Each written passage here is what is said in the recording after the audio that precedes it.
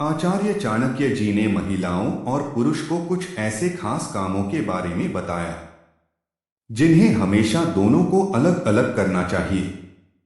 अक्सर कहा जाता है कि कोई भी काम हो अगर मिलकर किया जाए तो जल्दी हो जाता है, लेकिन कुछ ऐसे काम होते हैं जो स्त्री और पुरुष को साथ में नहीं करना चाहिए।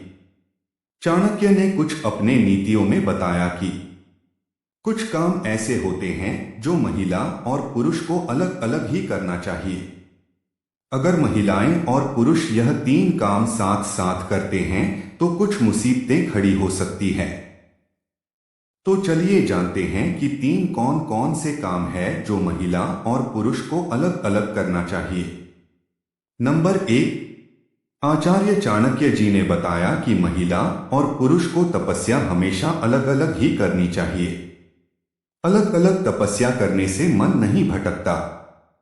चाणक्य नीति के अनुसार अगर आपको तपस्या के माध्यम से लक्ष्य को हासिल करना है तो तपस्या हमेशा स्त्री और पुरुष को अलग अलग ही करनी चाहिए।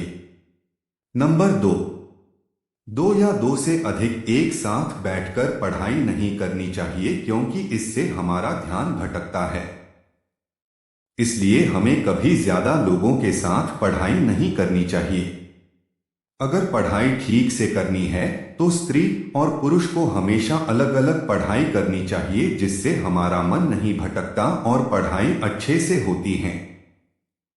नंबर तीन, चाणक्य नीति के अनुसार हमेशा स्त्री और पुरुष को एक दूसरे के सामने कपड़े नहीं बदलना चाहिए क्योंकि इससे हमारा मन भटकता है। और खासकर लड़के और लड़कियों को अपने कपड़े हमेशा अलग अलग ही बदलना चाहिए।